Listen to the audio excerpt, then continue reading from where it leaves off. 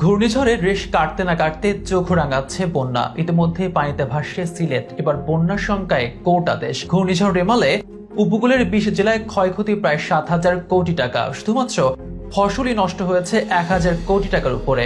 তবে সঠিক প্রস্তুতি না নিলে আসন্ন বন্যায় এর থেকেও কয়েক গুণ বেশি ক্ষয়ক্ষতির আশঙ্কা করছেন বিশ্লেষকরা।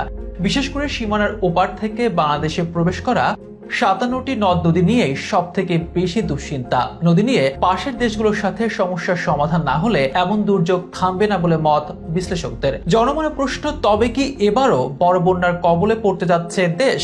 কতটা তীব্রতা থাকতে পারে সম্ভাব্য এই বন্যার? সম্ভাব্য এই ক্ষয়ক্ষতি এড়াতে সরকারের পক্ষ থেকে বা নেওয়া দরকার কি ধরনের প্রস্তুতি? এসবের বিস্তারিত নিয়ে থাকছে এখনকার বিশেষ আয়োজন।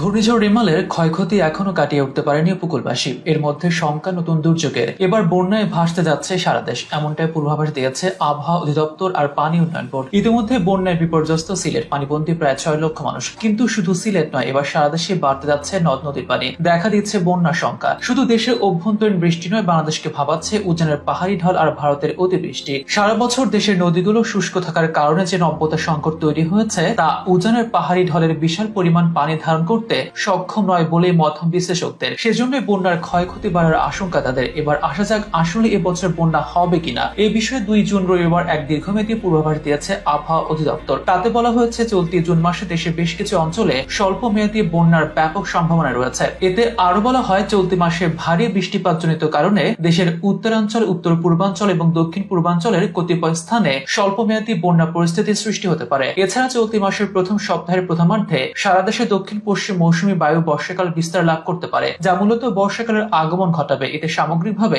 দেশের স্বাভাবিক বৃষ্টিপাত হতে পারে। এসব কারণে দেশের অনেক জায়গায় স্বল্প মেয়াদী বন্যার দেখা দিতে পারে বলে সতর্ক করেছে আবহাওয়া অধিদপ্তর। তবে এই বন্যার সাথে ভারতের পানি যোগ দিলে তা হতে পারে ভয়াবহ, বলেছেন অনেক আবহাওয়াবিদ। মূলত প্রতি বছরই বাংলাদেশে যে বন্যা হয়, তা উজান থেকে নেমে আসা পানির জন্যই হতে দেখা যায়। ভারত সারা বছর বিভিন্ন নদ নদীর পানি ধরে রেখে নিজেরা ব্যবহার করে, ফলে বাংলাদেশের নদ নদী থাকে পানি শূন্য। হেঁটে পার হওয়া যায় অনেক নদী। সারা বছর এসব নদী শুষ্ক থাকায় ভরাট হয় নদীর মধ্যভাগ। দেখা যায় চরম নাব্যতা সংকট। সারা বছর পানি আটকে রাখলেও বর্ষা মৌসুমে ঠিকই পানি ছাড়ে ভারত। চরম নাব্যতা সংকটে থাকা নদীগুলো তখন বিশাল পরিমাণ এই পানি ধারণ করতে অক্ষম হয়। বিপদসীমা ছাড়াই নদীর পানির উচ্চতা প্লাবিত হতে থাকে একের পর এক এলাকায়। সব হিসেব মাথায় রেখে এবছরের বর্ষা মৌসুমে ভারতের মেঘালয়, আসাম কিংবা চেরাপুঞ্জিতে অতিবৃষ্টি হলেই তা বাংলাদেশে বন্যা ঘটাবে বলে আগাম সতর্কতা জানিয়েছেন অনেক আবহাওয়া আর ভূতত্ত্ববিদ। এই সমস্যা মোকাবেলায় দুদেশের মধ্যে বহমান 57টি আন্তর্জাতিক নদীর পানি বন্টন নিয়ে সমঝোতা করা দরকার বলে মনে করেন বিশ্লেষকরা। বাংলাদেশে যদি সারা বছর পানি পায়, তাহলে নদীগুলোর নাব্যতা অক্ষুণ্ণ থাকবে। তাই ভারত থেকে পানির ন্যায্য হিস্সা আদায়ে